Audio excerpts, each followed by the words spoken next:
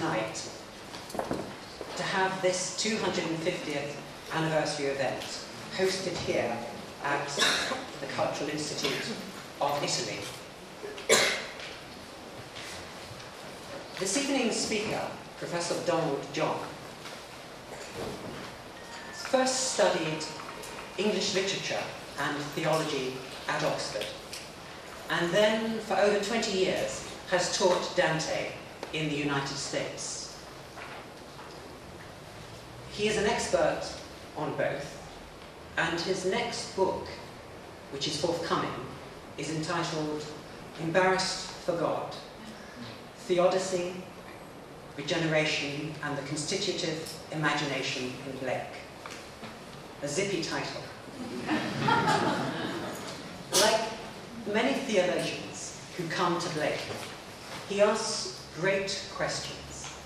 And this evening, the question he is addressing is the space where our souls are created. This evening's title is Habitus, Soul-Making in Blake and Dante. Afterwards, there is a reception upstairs to which you are all invited. And there is even space upstairs. We have a full crowd here tonight, and an overflow upstairs which has a video link. Thank you all for coming. There are members here from the Blake Society, from Temenos, and of course from the Italian Cultural Institute. And so I'm now going to hand over to Donald John, who's going to speak for 24 minutes and 10 seconds.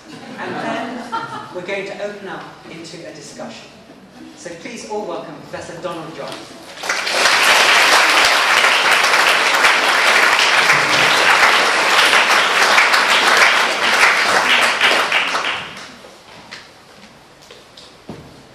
What I want to do is talk for about 23 or 4 minutes to try to level the playing field between Blake and Dante, specifically referring to some developments in English religious thought in the 18th century, then also 2 predilections that Blake had, which would have led him to appreciate Dante very much. When I looked at the advert for this lecture on the Italian Cultural Institute's website, my lecture was sandwiched between Venetian gardens and Italian women film stars. And I think it's Sophia Loren's legs that are on the latter poster. And so I'm surprised. I made 25 handouts. I'm surprised at the turnout. I know which lecture Blake would have gone to. It's not this one. Finally, before I start, I was trying to think of a link between the Napa Valley and Dante. And last week ago, Friday night, I was in a small restaurant in St. Helena, where I live in the Napa Valley. And the owner knows that I like Chardonnay, and he got in a new Chardonnay. And so he said, I'd like you to try this. And I said, go ahead, bring it. And so the bottle came, and he presented it very proudly, and he said, Aquinas. And so I had some, and then when he went away, I read on the label, and this is what I read. So you can see a bond now between myself and the Napa Valley and Dante. The Chardonnay bottle reads, Aquinas, Napa Valley, is named for St. Thomas Aquinas, a revolutionary scholar in the 13th century who used the laws of science to support his belief in the existence of the Almighty. Partial malolastic fermentation gives the wine a smooth, creamy finish, complemented by light tropical flavors and a touch of French oak. Now, if that isn't Aquinas, I don't know what is. Light tropical flavors and a touch of French oak. Habitus, soul-making in William Blake and Dante. On the 4th of July, 1950, T.S. Eliot delivered a lecture entitled What Dante Means to Me to the Italian Institute in London. His subject was influence, poetic influence. Shelley, Eliot says, is the English poet more than all others upon whom the influence of Dante was remarkable. Eliot continues, it seems to me that Shelley confirms also my impression that the influence of Dante, where it is really powerful, is a cumulative influence. That is, the older you grow, the stronger the dominion becomes. And this observation Eliot follows with 9 tercets from Shelley's late unfinished poem, The Triumph of Life, beginning with lines 176. Struck to the heart by this sad pageantry, half to myself I said, and what is this? Whose shape is that within the car, and why? But, adds Eliot, not all Dantean poetic influence is of this kind, this direct. The important debt to Dante does not lie in a poet's borrowings, he writes, or adaptations from Dante. The important debt does not occur in relation to the number of places in one's writings to which a critic can point a finger and say here and there he wrote something which he could not have written unless he had had Dante in mind. Nor do I wish to speak now of any debt with which one may owe the thought of Dante to his life or to his philosophy and theology, which gave shape and content to the Divine Comedy. Then Eliot goes on to make 3 points about how he felt influenced by Dante. I quoted Eliot because, as far as I know, though no other critic has felt, that William Blake was so different, so wide of the mark, so unresponsive, so incapable of being constructively influenced by Dante as T.S. Eliot was, still, the thought of putting Blake and Dante together is chilling. And when we speak of a Dantean influence on Blake, we continue to be dogged by the sentiments with which Eliot concluded his 1920 essay on Blake.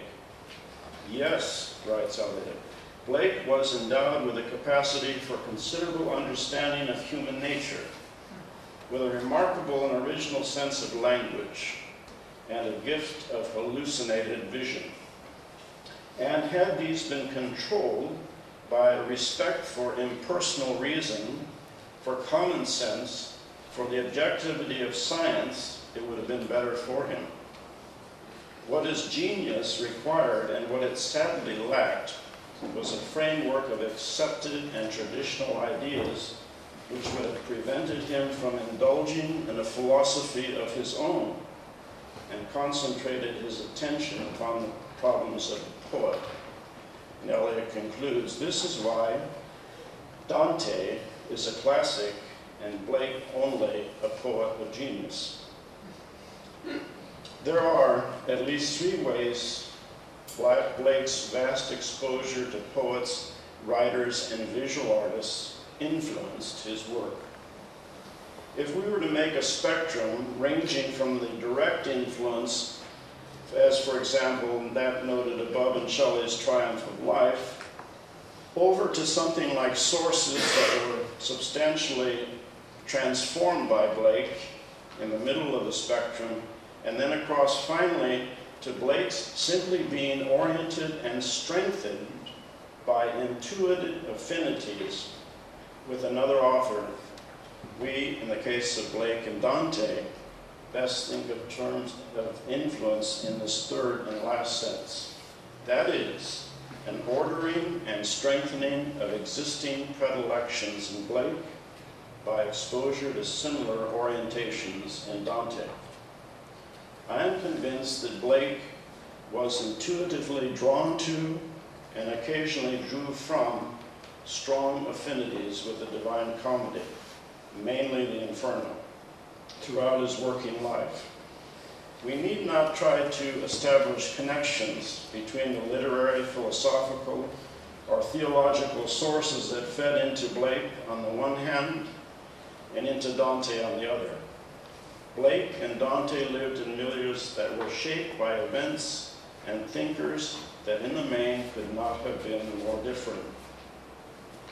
Yet, and this is crucial, there is an absolutely fundamental commonality between these two figures. Both artists were theological writers. That is to say, a major, if not central, organizing principle in the prophetic Christian poetry of Blake and Dante is theodicy, or the drive to define and give purpose to the exigencies of human experience in a universe which is supposedly emanated from and was structured like and participated in an all-good and all-powerful creative God. And though the components of their viewpoints varied in details, there is a remarkable continuity in their expressions, their performances. Briefly then, let us begin by refreshing our understanding of Christian theodicy, or the attempt to explain the existence of evil in a cosmos created by a deity who is both all good and all powerful. From the 2nd century onwards, there was a twofold division amongst Christian theological movements and authors. On the one hand, those who approached the problem of evil dualistically by positing a positive and negative creative power, such as the Marcionites or the Manichaean or the Gnostic parties. And on the other hand, the so-called Orthodox side, individuals who worked within a monistic frame of reference, insisting on the absolute oneness, benevolence, and sovereignty of God. The latter group drew on 6 monistic defenses or solutions to explain the existence of evil. First, free will. Second, aesthetic plenitude, as one finds adumbrated in Plato's Timaeus and worked out in Leibniz and 18th century optimism's great chain of being, in contrast to which Dante works from a scale of being. Third, felix culpa, or the fortunate fall, propitious because the fall revealed aspects of God which would otherwise not have been known by the angels as well as humans. 4, evil defined as the absence of good or non-being. 5, prolepsis, the notion that in eternity as opposed to time, redemption was simultaneous with the fall. And finally, 6, soul-making. Depending on whether they are addressing natural or moral or metaphysical evil, Orthodox Christian authors used one or more of these 6 defenses. Virtually all of these can be found in Augustine, for example. But it's the last argument or defense, that of soul-making, that we need to consider in relation to establishing a commonality between Dante and Blake's poetry. Soul-making, the predominant theological defense that we find in the anti-Gnostic early church father Irenaeus, 130 to 202, Bishop of Lyon, develops from or rests on an instrumental view of evil coupled with a developmental view of human nature. Irenaeus distinguishes between the image of God, an intellect, which makes humans capable of a divine-human connection, and the likeness of God, the actualization of this connection through a life of faithful soul-making.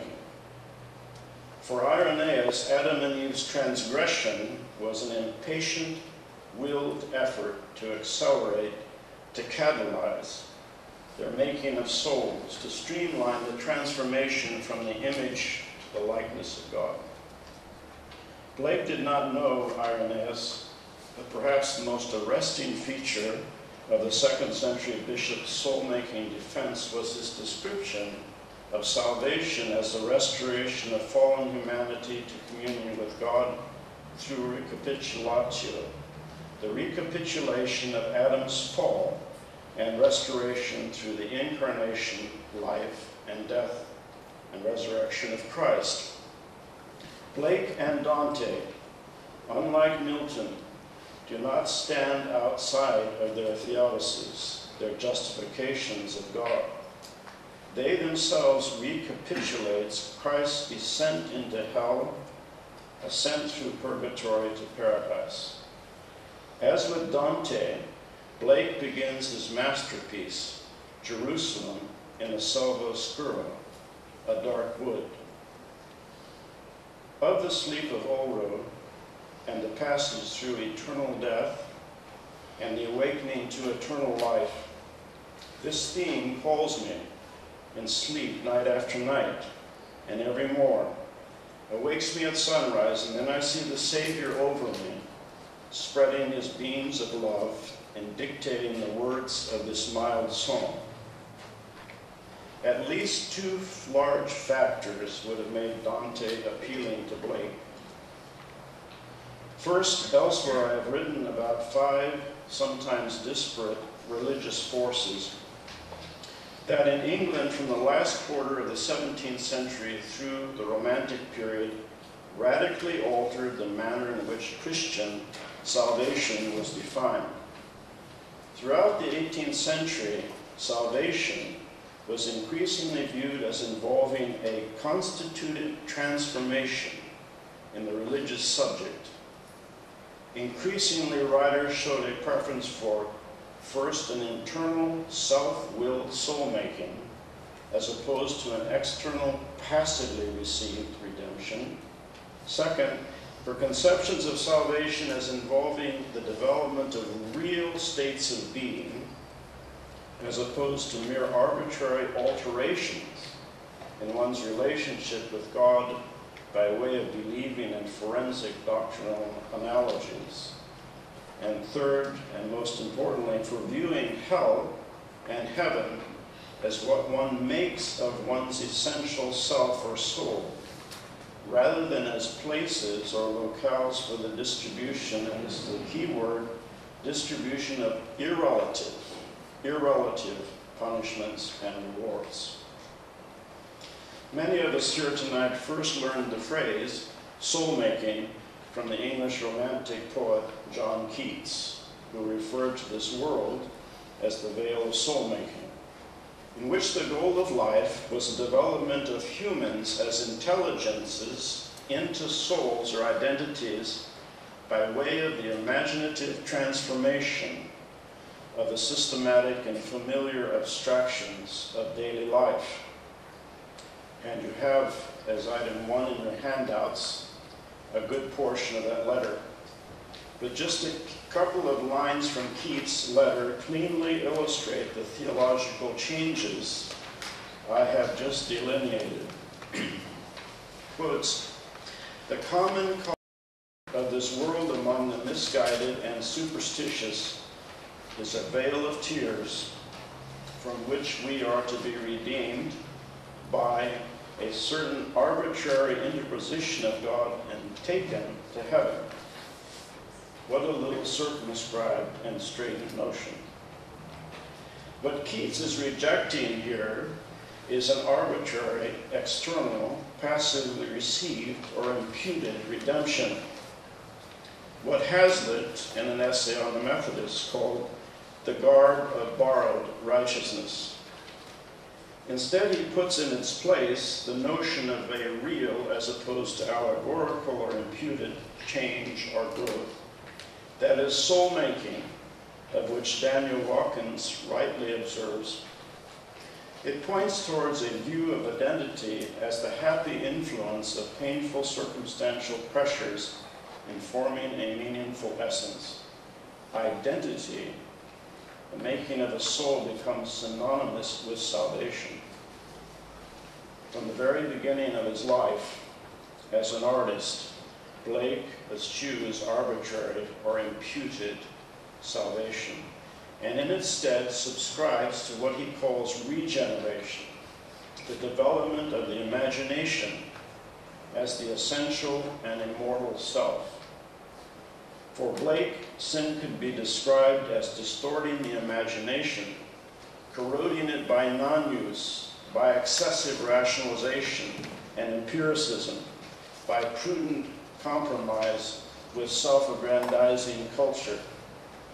Sin, for Blake, would be very much like what Christian Mose identifies as sin in Dante. Quote, "Sin is that which obscures the light of intellect being in that intelligence. It is in fact an obsessive and self-limiting self-identification with ephemeral spatio-temporal form, paradigmatically the body. It is to experience oneself as enslaved and mortal by identifying oneself entirely with what is subject to natural causality and corruption, which is to petrify, obscure, or eclipse the light of intellect in oneself." Looking briefly at number 2 in our handout, Blake's 1795 watercolor of Sir Isaac Newton. I'm sorry, only 25 people have color. It's really helpful here. We observe in this picture Blake designing his own Inferno. Here he is depicting Newton's Contrapasso. Lino Trotilli writes of Contrapasso in the Dante Encyclopedia, and I quote, "The state of souls after death does not seem to be devised and enforced by an external agent. Rather, it seems to be a continuation, intensification, and definitive fixation of their situation on earth. The souls inherit their particular characteristics from their former selves, but they manifest them with a completeness, a concentration, an actuality which they seldom achieve during their term on earth." Newton, along with Bacon and Locke, make up Blake's infernal trinity, his Judas, Brutus, and Cassius. Because whether intentionally or not, their legacies demanded that anything true, anything ultimately real, needs be empirically verified, corroborated by the 5 senses. The sort of verification principle that Richard Dawkins, in prayer for his daughter on her 10th birthday, advises, quotes, "Without scientific evidence, don't believe a word anyone says," or exactly what Mose referred to as an obsessive, self-limiting self-identification with ephemeral spatial-temporal form, to be enslaved and mortal by identifying oneself entirely with what is subject to natural causality and corruption. And Blake, in this picture, illumines the Contrapasso of Newton by fossilizing him in the sea of time and space, in the corroded underwater faux world of Plato's Phaedo. And for Blake, then, regeneration amounts to the restoration of the vigor and primacy of the imagination, what would in Dante be termed the rational soul. That part of humankind which participates in and replicates the essential creative principle of all reality. Hell and heaven are self-authored states of being. They are relative to one's lifelong preferences. They are real developments, lasting eternal changes in one's spiritual complexion. Mental activity is not neutral. It is constitutive of one's essential and immortal self, and it would seem that Blake's art was oriented and strengthened by a recognition of what is termed habitus and Contrapasso in Dante. I am here thinking of Eric Auerbach's observation. Quotes, "Every action, every exertion of the will towards its goal leaves behind a trace, and the modification of the soul through its actions is the habitus." In Thomistic psychology, diversities of the habitus account for the diversity of human characters. It is the habitus that determines how each empirical man will realize his essence. It illumines the relations between the soul and its acts. It presupposes time and defines the inner development of man in time, thus making it clear that man requires a temporal process, history, or destiny in order to fulfill himself. In Blake's poem, The Four Zoas, a character called Los, at once the incarnation of Christ and the imagination, is taken in, overwhelmed, and temporarily seduced by English culture's embeddedness in the sea of time and space. And because thought is constitutive of self and not neutral, Los, when he loses sight of eternity, is transformed into the very scene that initially horrifies him. Terrified at the shapes enslaved humanity put on, he became what he beheld. He became what he was doing. He was himself transformed. I know of no Western poet who comes anywhere near Dante in the precision and power of describing habitus and its relative contraposso, the transformation of persons, the incarnation of souls into the likeness of the god or gods they have habitually worshipped. One need only consider the metamorphosis of Albion in the explosive opening of Jerusalem, and we have this in handout 3, and we'll come back to that in the question period, to envision a similarly precise and powerful portrait of soul-making in Blake. And it's likely that Blake's predilections of the final goal of humankind were buoyed up, strengthened, and oriented by Dante. Earlier I said that at least two large factors would have made Dante appealing to Blake. To conclude, let me just touch on the second factor. That is Blake's conviction that we live, move, and have our being in an integral universe, a universe in which there is no ontological gap between the creature and the creator. He would have intuited this in Dante. Patrick Boyd, referring to Dante as the poet of Neoplatonism, has this to say about Dante's universe. Quotes, "There can be no doubt that Dante was deeply committed to Neoplatonist elements in his cosmology. The proof is in the poetry. There are certain themes that almost never fail to stir him profoundly. The divine gift of being in the emanation of creative love from the one. The answering of this gift of being by the many. The diversification of the divine energy as it descends from heaven to heaven. The degrees on the scale of being that make possible the harmony of all the different voices in the cosmos. The underlying purpose discovered in every aspect of the universal nature.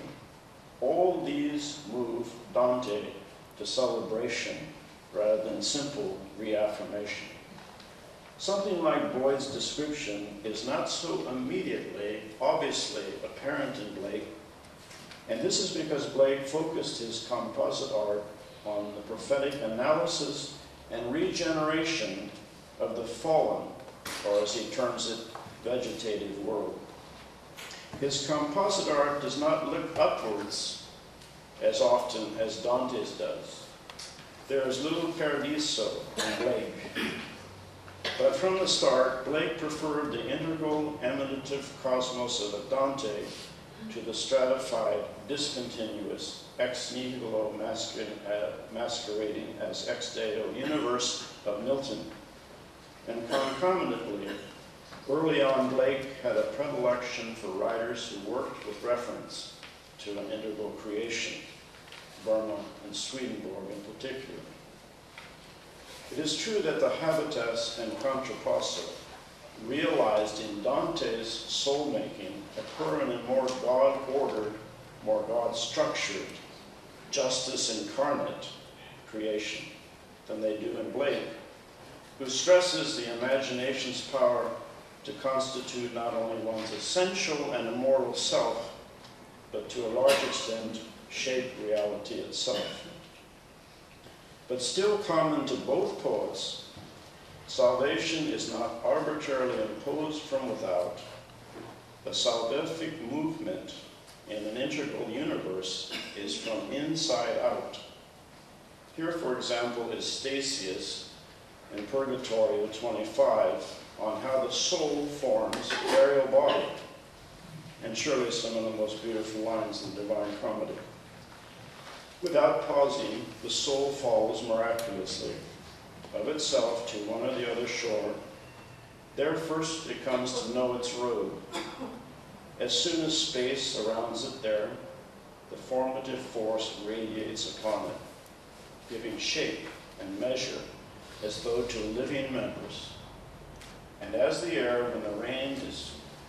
when full of rain is adorned with rainbow hues, not of its making, but reflecting the brightness of another, so here the neighboring air is shaped into that form of the soul which stays with it, imprints upon it by its powers. And as we feel affections or desires, the shade will change its form. And this is the cause of that at which you marvel. If we look at the last item in the handout, Blake's engraving of Chaucer's Canterbury Pilgrims, 1810, we will see a similar inside-out shaping dynamic in Blake. Of this picture, Blake asks us to notice how the inward dispositions of each pilgrim shapes the physiognomies of each rider and their individual mounts, how the inner person, character, shapes and contours, as did Dante's soul the aerial bodies. Everything about a pilgrim's lineaments, right down to the minutest detail of accessory or clothing. Of this picture, Blake wrote, "The horses I have also varied to accord with their riders. Where there are no lineaments, there can be no character. The lineaments are features that are capable of being receptacles of intellect. I entreat then that the spectator will attend to the hands and feet, to the lineaments of the countenances. They are all descriptive of character." For Blake, the character is impressed on and revealed in the lineaments, just as with Dante, aerial bodies are imprints of the soul, which is what happens in an integral creation. Some elements defy communion. Only Stanley Fish could move Blake to love Beatrice, as Dante did. But a great commonality apparently pertains. Dante and Blake were poets prophetic of soul-making, and it is Dante, now in paradise, who envies a line from Blake. Every honest man is a prophet. He utters his opinion of both private and public matters. Thus, if you go on so, the result is so. A prophet never says such a thing shall happen, let you do what you will. A prophet is a seer, not an arbitrary dictator. Thus, if you go on so, the result is so. Thank you.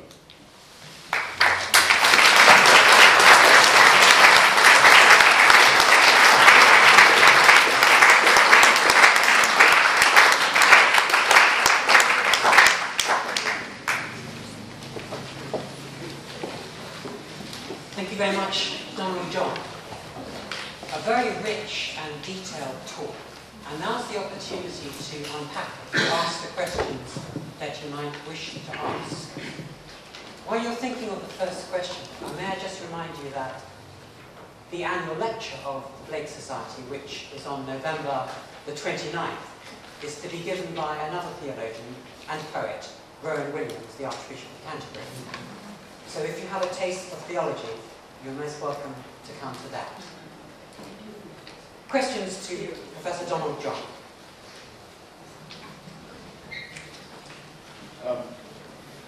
mentioned just before perhaps questions, I mentioned if we would turn back to the third item in the handout, the passage from Blake's Jerusalem.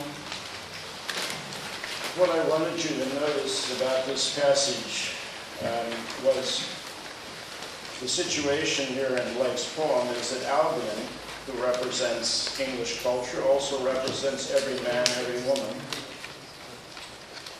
has received a call from Christ saying, I am not a deistic God afar off. This is not a clockwork universe. I am near to you. This is an integral creation. Within your bosoms I reside, and you reside in me. This is line 16, 17, 18. Lo, we are one, forgiving all evil, not seeking recompense. And then Albion responds. He says, no, I won't have it. I'm going to remain a slave to the spatio-temporal world. By demonstration, man alone can live, and not by faith. And he starts in this very egotistical, my mountains are my own, and I will keep them to myself. I will build laws of moral virtue. What I wanted you to notice is that Albion, English culture, every man, every person, receives the invitation to think of an integral universe and rejects it for a very scientific, deistic one. And what happens? We're talking about how the inside affects the outside. If you look at the next page, the banks of the Thames are clouded, darkened, unbounded space scattered, are driven among the starry wheels, rent away, dissipated, enlarged without dimension, withered, darkened, swallowed up, trembling, shrink, scattered. And then at the bottom, Blake said, I rest not from my great task, which is to open eternal worlds to the immortal eyes of man inwards, into eternity, ever expanding in the bosom of God, the human imagination. The reason I included this at that point in the talk was Blake, from the very beginning, was interested in this dynamic of how the inside, in this case the imagination, just shapes, has a real effect. And the distinction between Dante and Blake, as I pointed out, is that Blake lets it go all around through the world around us, whereas Dante is working in a more God-structured cosmos. So I just wanted you to see this as an example of this, and I've often wondered, you know, if Blake didn't really absorb Dante along the way, what would have really underwritten this feeling that he had and wanted to express and did all through his artistic career, wanting to stress to people the importance of how the inside transforms the outside, soul making, and so on. And the other thing before the questions, there was an additional handout, the Job engravings, the very last. What a lot of people don't realize is that young landscape painter John Linnell, the one who commissioned the Dante illustrations at the end of Blake's life, had commissioned illustrations to the book of Job, and Blake was not even finished with the book of Job illustrations when he started the Dante illustrations. And I will only say this about the two plates that you've had. Number 11 has this picture of Job's vision, which is not in the Bible, and it's the turning point in the book, in Blake's illustrations to Job. Job realizes that the God he has been worshiping and who has been shaping him is a legalistic God. In fact, Satan masquerading as God. You will see a cloven hoof on the figure, which is Satan, God, hovering above Job. And Job is finally seeing the light. And this is the turning point midway through Blake's illustrations, when Job realizes that he has been shaped, contoured by his worshiping of a legalistic Old Testament God. He begins to change. And then you come to the very last illustration, in Job. You have the Last Judgment in Blake in this scene, and Satan is plummeting down in the middle of the picture. But to the right and left of Satan's thighs, not Dante and Virgil in this case, but Job and his wife, their fallen vision of God has to be cast out. That's Job and his wife as they saw God up to that midpoint. So Blake is thinking about those very things when he starts the Dante illustrations. And sometimes people say that, and it's true, that the Dante illustrations and his inscriptions to them, he seems rather critical of Dante. I would like to talk about those Dante illustrations another time, but that was just a little PS, so I snuck in there so that I could talk 24 minutes instead of 27. So I'm happy to take questions about the talk now.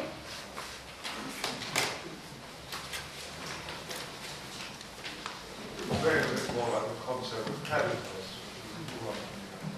Excuse me, what was The concept of habitus Yes. that you mentioned? The quotation was that in Dante and Blake, people start building up the state that they're going to live with for eternity, each day through life.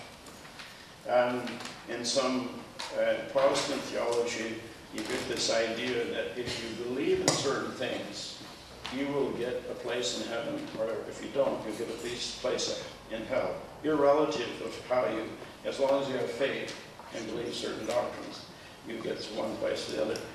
Habitus says that the people in hell, the people who are working through purgatory and paradiso and Dante, have started this process in life, their habit forming. Soul making is another word for it. And I think Blake saw that early on. It influenced him indirectly.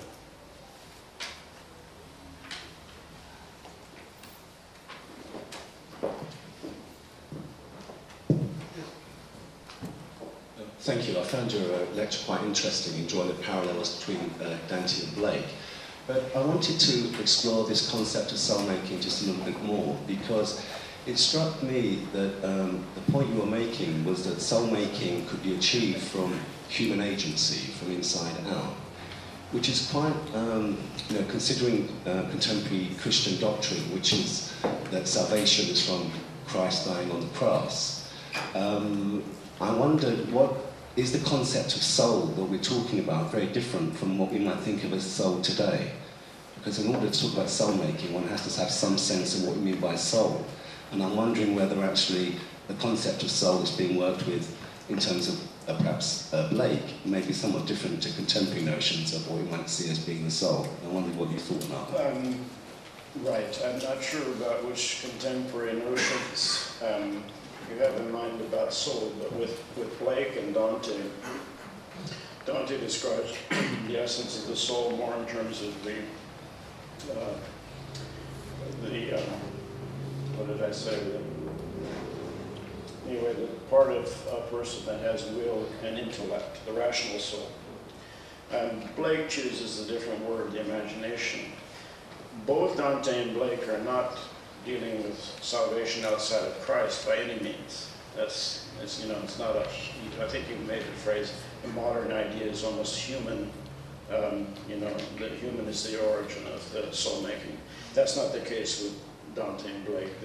There's grace, and obviously in Dante you have this reverse gravitational force that the more the person opens himself or herself to Christ, and the purer one becomes, and the more one is drawn up to God. So it is, it's very God-motivated and energized soul-making in both Blake and Dante. It's not humanism or this, I don't know if that answers your question, but it would be very different. I wouldn't want to convey the idea that this is kind of only human-generated in both Blake and Dante. And they would describe the process slightly differently. But it would be, because the cosmos is structured by God, And God is operating very much on the soul through Christ. This is all throughout Blake.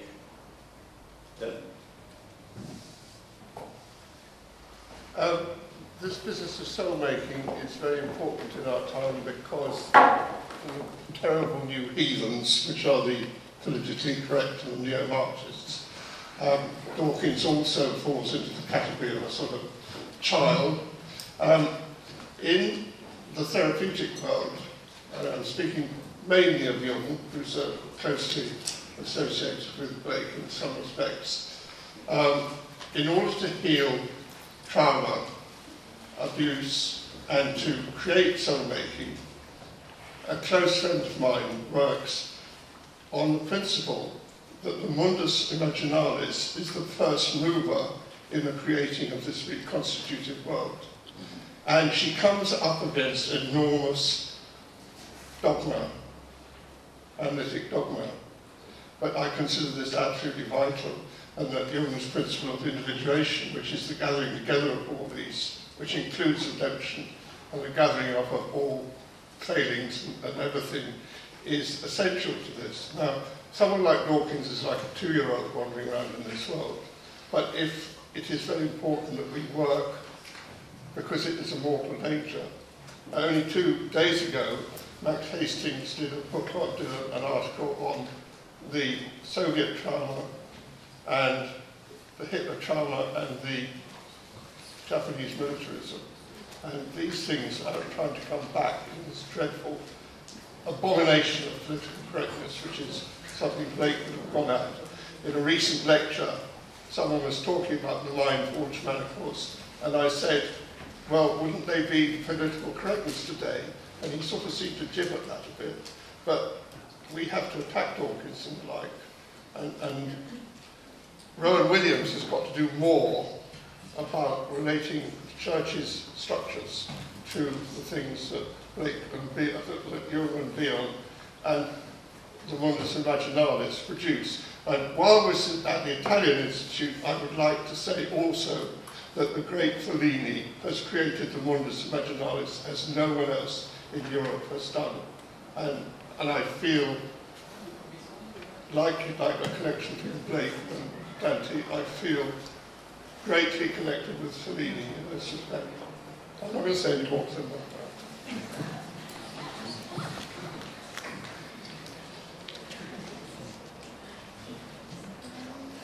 Just about this idea of soul-making, I'm just a bit. You mentioned earlier that it's not a form of humanism. But you mentioned earlier in the talk something about about the ontological gap between the creature and the creator being eliminated.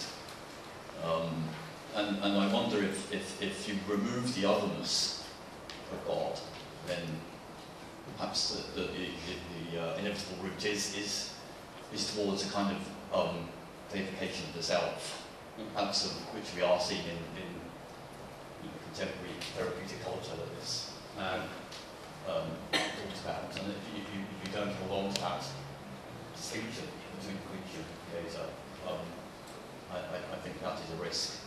It's absolutely true. You don't, you end up with pantheism if you push it too far. But whether you're talking about Plotinus or Dante or Blake, God does not equal, infinite does not equal finite. But there's a way of participating in God, and in the case of Dante, the rational souls are created by God, and it's a mystery as to where they came from.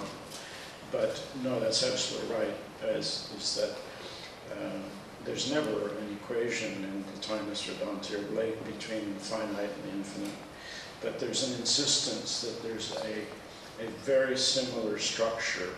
And almost any Christian would say we come from God, or our souls come from God. All that I would say is that with Dante and Blake, they really mean it, that there is a likeness. So No, that's absolutely right. There's no ever an equation. Like in Plotinus, there's nothing ever equal to the one, and there's nothing ever equal to Dante's God. So are you saying that what happens is that there is a creation of space, if you like, within the soul to allow God to enter into, or well, the soul, what I'm saying is that, and Dante and Blake they're not theologians, or philosophers as such, so they don't spell out exactly what they mean, but they want to stress that that we possess, that there's an element of us that participates in God. There is, in creation ex nihilo, you have the creator, and then you have creatures in this huge, huge gap, and things in an ex nihilo creation tend to happen arbitrarily. Salvation is, like I said, you behave this way, you're going to get this. In an emanation creation, neither one wants to actually, as I say, they're not theologians to spell it out in so many words. It's ecstatic. Right. It's a participation in God at a much more intimate level than you have in the broken, when there's a huge gap between God and creatures. And the principle, Blake, of course, believed in much more in what we might call an art redemption, an art aesthetic redemption of. That's why he did what he did. And the reason was that he felt that, I suppose if you said to Blake, what does it mean to have an image of God? Blake would say the imagination is what makes us most like God. So he says the way we can redeem society and at one society with God is through music, painting, and poetry. He just believed that that's how it happened. If I could go back to the last one speaker, the veil of soul making, what struck me particularly in your talk is the extreme to go back to the veil of soul making, which seems a very interesting theme. What struck me about it is the extreme modernity of the concept. That is to say, it seems to point forward from the Romantics and Blake right into, as was suggested, into Jung individuation psychology. It seems to me to be quite psychological in a way. And maybe this is one of the distinctions between Blake and Dante.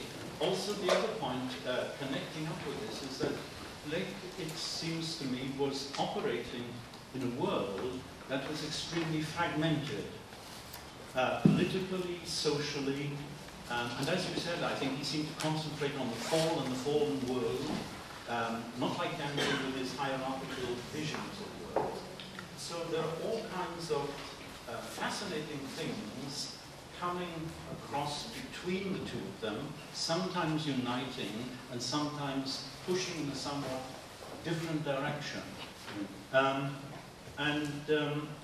Anyway, Dante always strikes me as being really unified, operating in a unified medieval cosmic world, whereas Blake has a hell of a lot to do to operate and to drive through his message.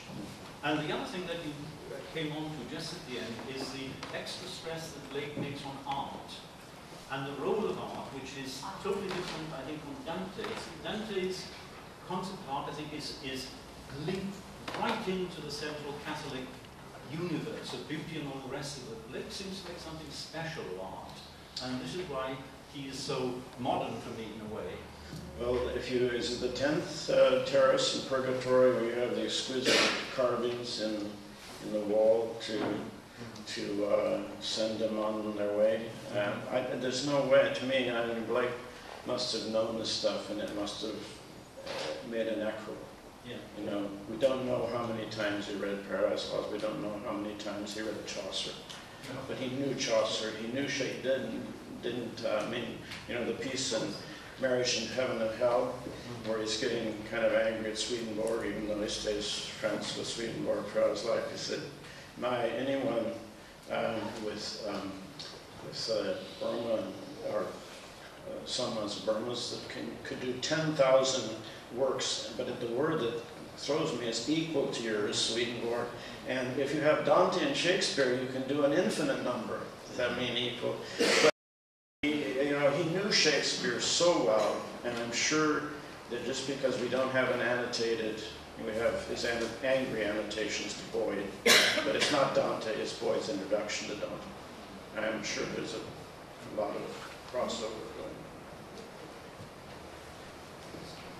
on. As chairman, I have a privilege of asking naive questions. I'd like to ask about Newton, the large colour print of Newton. Many people today would think that Newton created his own soul through mathematics, if not through music or literature or art. Why was Blake so antipathetic to Newton? Why?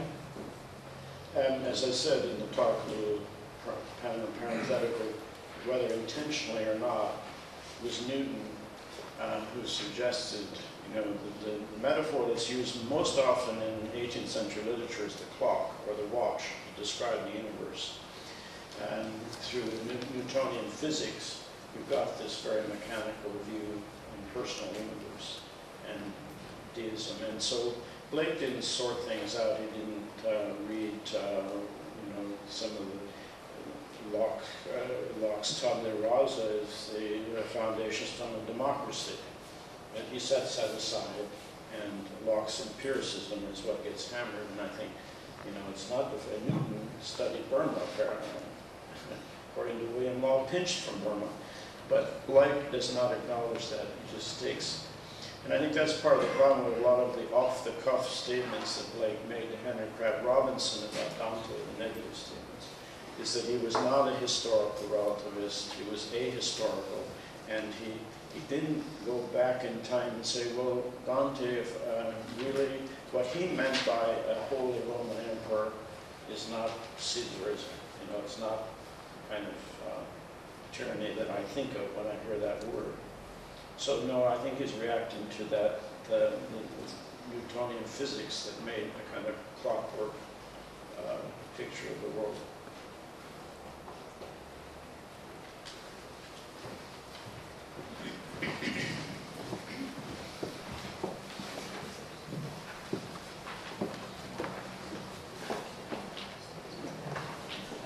Would you care to add anything to what you've said, which I've really enjoyed, about the relationship of the soul to the body, which Blake does say things about in The Marriage of Heaven and Hell, and it's there by implication in so much of what he writes. And somehow to give us some idea of what do you think that relationship is, and the transformation of matter, and maybe some reference to the mysterious Christian doctrine of the resurrection of the body, so we don't get this split between body and soul, which Blake seems to have been very much against. I'd just be interested in any comments you had on that. Well, again, Blake is not writing as a theologian. You look at the very early, one of the first things he ever did in Illumination, all religions are one. Well, he refers there to the poetic genius, imagination. Blake's version of soul is the same amongst all humankind, but it's the source of the differences, why we look different and we act different, because the soul does shape the body. I mean, as we develop a soul, we develop preferences, and it does shape the body. So you go right through from all religions are one through Chaucer, where he's talking about how, if you have a colored picture to Chaucer, the facial expressions on the horses, their bridles reflect the arrogance or whatever of the riders. And Blake didn't want to suggest that there's some kind of quasi-electrical thing going on where that in fact happens, but what he did want to suggest was, look, our thinking is not neutral. We are shaping culture. And let me just try to give you an example, is that where I get my petrol at home is also where they sell tickets for the lotto. And I see these people come and buy what looks to be way beyond what they can afford in lotto tickets when it gets up to 150 million or something like that. Well, in my opinion, the United States or California is looking more and more like, if you find out how that money's spent when people win it, or you hear them talk about what they would do with it. I used to teach Philosophy 101 in the very first class. I asked the students, I said, you've won $40 million in the lotto, you've given to your church, you've done all the charity and so on. How would you spend the rest? And it was always bigger, 10 houses, big houses, and right down the line. All those things well, Blake's point was not that there's something I can prove in a laboratory, that when the soul takes a certain direction, you know, the body and everything around. He wanted to say that people, your lotto dreams are not done in a vacuum. They're shaping society. The things you cherish and, you know, put your dreams in, they're shaping society. And that's what he wanted to suggest in his art. His art was a critique of long shaping forces in society. I don't know if that... Would that be eternity is in love with the productions of time? Yes.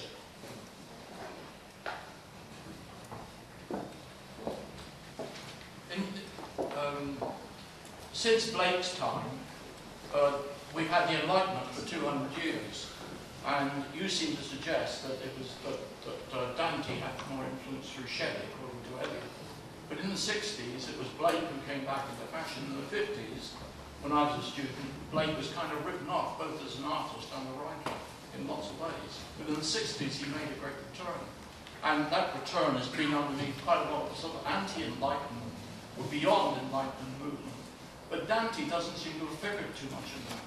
Now, is there, in your awareness, a role that Dante has in the 21st century? Has he come up through Blake, or is he having a similar sort of radical effect upon the 21st century in a way that Blake is? I think Dante and Blake are a very good comparison. First of all, the influence, I think, that Eliot was talking about was more stylistic than Shelley. But Dante, it's a wonderful small book by Peter Hawkins, published by Blackwell, Introduction to Dante. Dante has made even a greater comeback than Blake in comics, in movies, television shows, some of them very ludicrous, but like Blake, I think, and this is the other thing, is that people think of Dante as a scholastic poet, you know, a poet of the scholastic theologians. But like Blake, he has this phoenix-like power to keep coming back in Enlightenment-type cultures and breaking them open. And Peter Hawkins has this wonderful, I didn't realize all of he traces all of the films, those TV shows and comic versions of the Divine Comedy. And it's sort of like Blake, when Blake, you know, burst upon the scene, Jim Morrison and all this sort of thing, is that perhaps there are people that would never have access or bother to pick up a great poet if they didn't see it first in a comic. And Peter Hawkins makes this point that he hates those comics, but at least it keeps Dante in vision.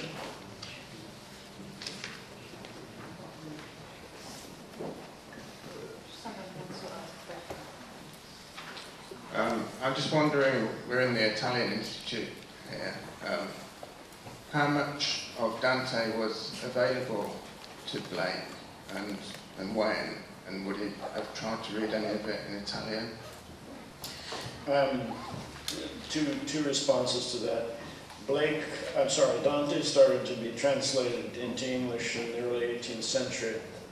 And the first full translation of the Divine Comedy was Boyd's, I think in the middle of the century or close to Blake.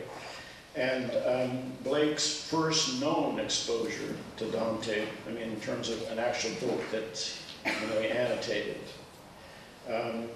is around 1800 when the Haley, his patron, wanted him to do faces of all the great poets, gave Blake the Inferno by Boyd, and there you have these angry annotations to Boyd and Blake.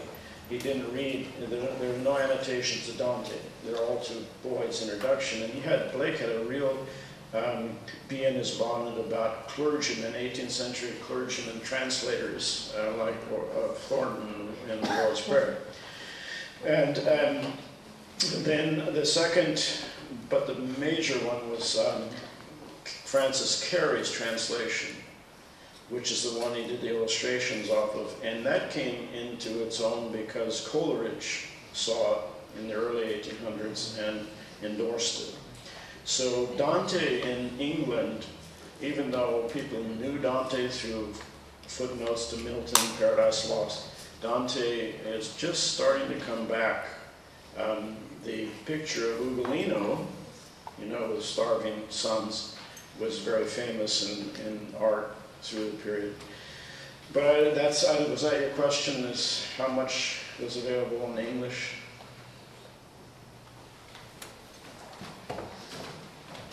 Shall we have 2 more questions and then continue the conversation upstairs at the reception? I believe there's a question at the front. You mentioned Swedenborg and Keats related to soul reading. I wonder how they position themselves with regard to either Dante I gave Keats the handout, his soul-making letter. And many Keats critics feel that was sponsored by his reading of Carey's translation of Dante, the soul-making letter, which is in the handout. Swedenborg, that's another hour or so response, and we don't want to go there. But Swedenborg, I think, even though Blake got upset with him periodically throughout his life, has a structured integral universe where the people in hell resemble, you know, just as they do in Inferno, given their certain excesses. And Swedenborg puts Luther and Calvin in there and describes their smells in their houses and all that sort of thing, very much like you get in Inferno. So Swedenborg has a similar kind of, it's a little funkier, as it were. I mean, he has these strange, memorable relations. Like I went into, I think it's Calvin's house, smelled of urine. And he, you know, but he has a contrapasso where either heaven or hell is not arbitrary because you did this or you didn't believe this or whatever. It is very related to what you've done in life. And in Swedenborg there's a phrase called vastation, nasty sounding word, where your first love at death, your first love fills out your character, your habitus, and you go to a place either in heaven or hell or in between, which matches that. It's got this wonderful, memorable relation where some people in hell, and I love this, when people in hell, they want to see what it's like in heaven. They say, no, we don't like it down here. You know, I don't like this guy, and didn't like him all through life. So they get permission to go up. And they're taken up into heaven, and they begin coughing, and they can't breathe, and they fall on the floor, and they're foaming at the mouth, and they say, please take us back down. So you have this wonderful contrapasso thing in Swedenborg where you talk about the punishment fits the crime, the contrapasso fits the habitus. And that's a whole other thing. And Blake, in one of his dying interviews, mentions Swedenborg and Dante in the same sentence with regards to this kind of thing. That's in short. A final question, please.